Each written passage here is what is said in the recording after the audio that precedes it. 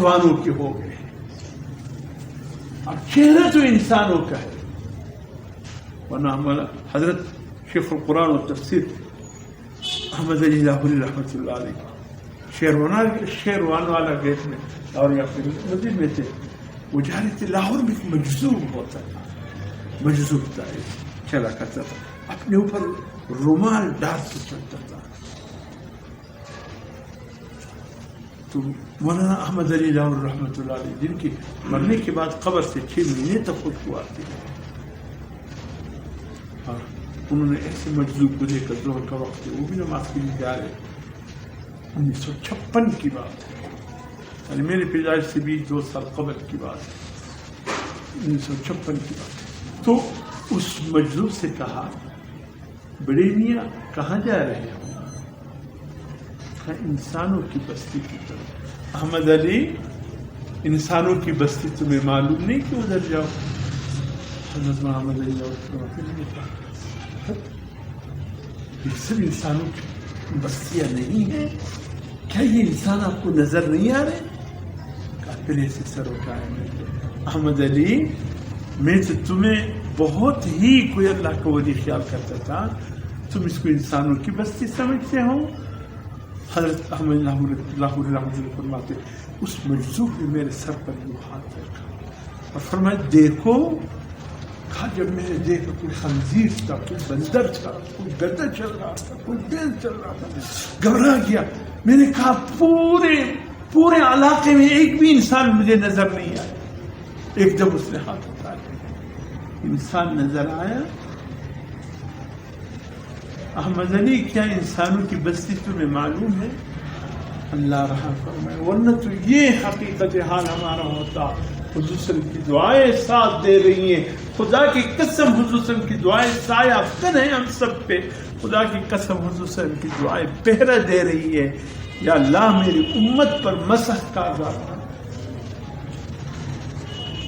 اور دوسری دعا یہ کی کہ یا اللہ میری امت پر کوئی ایسا دشمن مسلط نہ فرما جو میری امت کو ختم کر.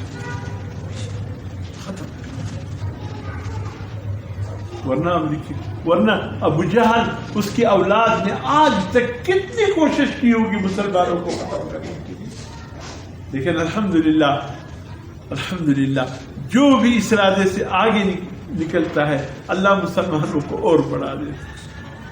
اللہ نے یہ لچک رکھی ہے اسلام, جتنے بھی اس کو تم جتنا دباؤ گے اتنا یہ ابھرے گا.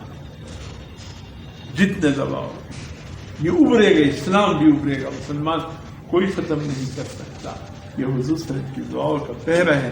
یا اللہ میری امت پر ایسا عذاب مسلط نہ کرنے یعنی دشمنوں کا کہ اس کو ختم.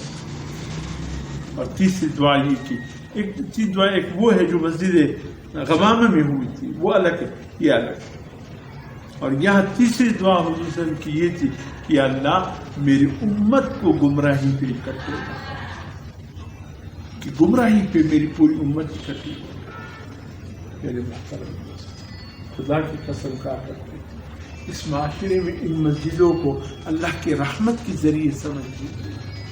اس معاشرے میں ان مدرسوں کو اللہ کی ایک نعمت سمجھ لیجیے. خدا کی قسم یہ مسجد مدرسے علماء نہ ہوتے شاید ہم سب گمراہی کے شکار ہو کر ختم. یہ علماء کی محنت ہے, یہ مدارس کی محنت ہے, یہ مساجد میں پڑھنے پڑھانے والوں کی محنت ہے کہ امت گمراہی پہ اکٹھے نہیں. حضور صلی اللہ علیہ وسلم فرماتے ہیں میری امت میں ایک جماعت قیامت تک ہدایت پہ قائم رہی, قیامت تک ہدایت پہ قائم رہی. الحمدللہ جماعت موجود ہے. اللہ کی فضل سے یہ امت جو گمراہی کے شکار نہیں ہو رہے, وہی جماعت آ کر کے حفاظت پہ. پورے برے صغیر سے دین مٹ گیا تھا انگریز کے آنے سے, پانسی پر علماء کو لٹکا دیا تھا. علامہ جعفر تانیسری نے اس عیسائی مورخ کا جو جرنیل اس سڑک سے چلا تھا دہلی سے نکل کر لاہور تک, اس نے کہا خدا کی قسم دہلی سے لاہور تک, لاہور سے جہلم تک, اس نے کہا میں نے ایک درخت بھی ایسا نہیں دیکھا جس پر علماء اکرام کو پانسی دے کر ان کی لاشیں لٹکی ہوئی میں نے دہلی سے جہلم. جرنیلی سڑک جس کے آج کل جی ٹی روڈ کہا جاتا ہے.